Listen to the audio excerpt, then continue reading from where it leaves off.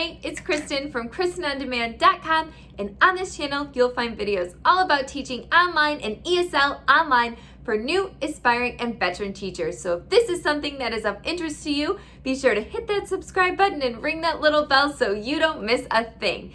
In this video, we are going to be talking about the pros and cons of working for one or more ESL companies. I work actually for two. I work for vipkid and gogokid. So I'm going to be kind of comparing why I work for more than one and telling you the pros of working for more than one and what I see the downfalls of working for more than one are.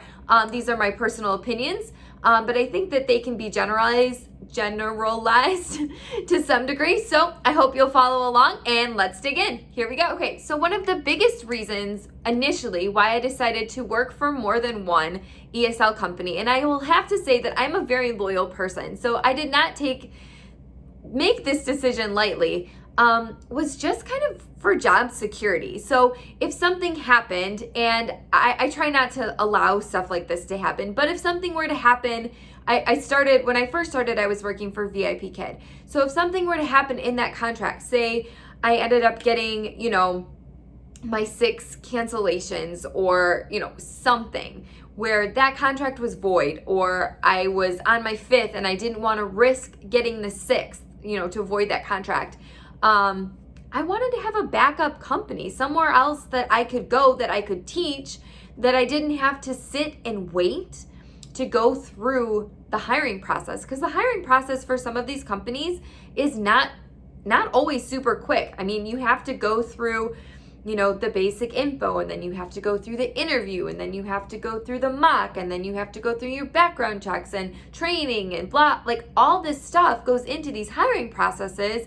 And even if you're a seasoned teacher, this stuff still just takes time. So I wanted to have another company that I was contracted with, that I could go to, that I could teach for if something were to happen for the company that I was teaching for now. So that is one of my pros for working for more than one company, is that if something does happen to one company, you have other places that you can quickly jump to that you can still make money. So that is pro number 1. Another thing I like about working for more than one company is just the variety. I like to be able to see things on one curriculum and then how another curriculum kind of teaches the same thing, because I really think it helps me to be a better teacher.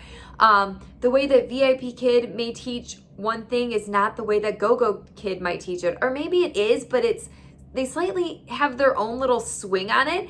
And the way that gogokid does it, I might be able to bring a little bit of that to how I teach it at vipkid, or vice versa. The way vipkid does it, I might be able to bring a little bit of that into the way I teach it at gogokid. And I just think that being able to see how things are taught, even though they're both ESL companies, they're both essentially doing the same thing, right?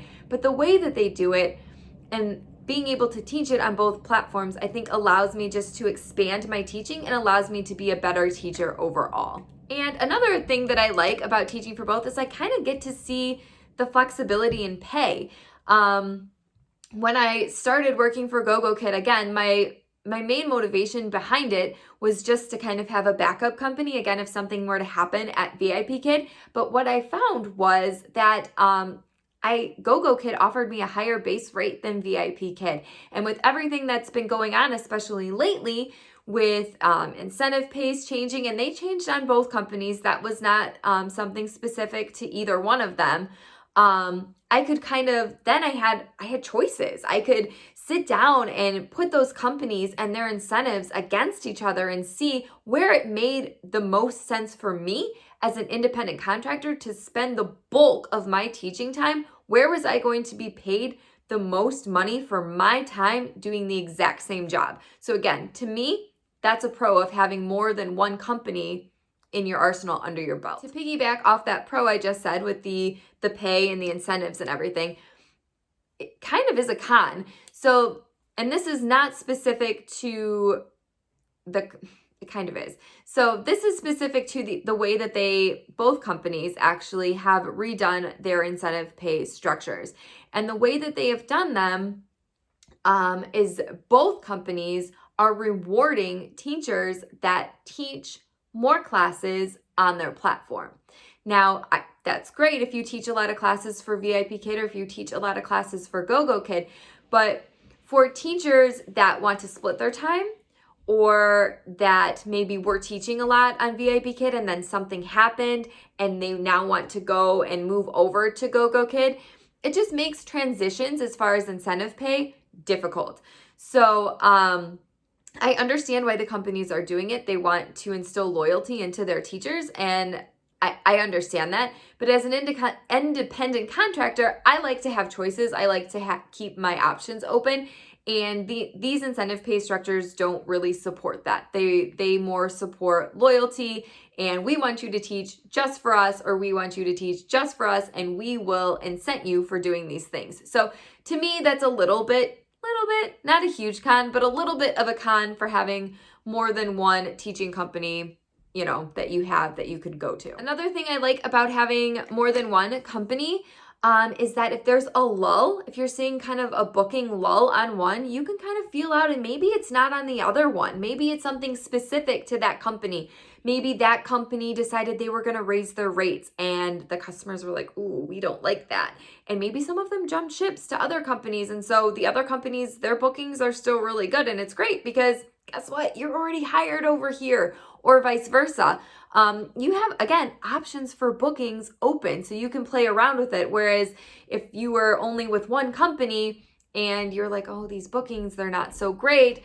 Maybe now I should try to, see what bookings are like on other companies. Again, you're having to go through that whole hiring process before you can even feel out the waters. Whereas if you're already hired for one or more companies, you can kind of test those out and see a little bit quicker. Another one that's not really a con, but kind of, is you kind of have to have a little bit more of a neutral classroom. So if you're just having more than one company because you want to have a backup in case something happens to your original company, then you can obviously have a classroom that caters to your main company. But if you're going to be toggling back and forth between companies, you're going to need a classroom that is conducive to working in both companies. It can't have, vipkid stuff all over and gogokid stuff all over. And then unless you're ready to, be putting up and taking down stuff all the time, and maybe you are, and that's okay. But that can be seen a little bit as a con. If you like to have stuff specific to the company in your classroom, you'll have to be careful about things like that. Again, if you're going to be toggling back and forth between both of the companies. Again, another thing to think about too when you're working for more than one company is just to be careful about learning, the curriculum and getting your lesson plans, getting all that figured out. I didn't find that too difficult, toggling back and forth between vipkid and gogokid. Again, it's just a learning curve, but it doesn't take that long. You can see it as a con maybe initially, but eventually it will just become, okay, this is what I'm teaching on vipkid. Oh, this is the lesson, and you will just get it. And it does get easier, but I'm going to throw it in here as just a little hiccup in the beginning. But again, I think it's something that just a little hurdle that you need to get over, but it's something that can be done. So, okay. So those are my pros and cons for working for more than one ESL company, and the reasons why I have chosen to do this and add more than one to my resume. So I hope you find this helpful if you're deciding whether or not if you should add one, or if you're just with one, if you're thinking maybe I should add another one, or 3 or 4, whatever. I hope you found this helpful and it gives you some examples of reasons why, and maybe reasons why you wouldn't.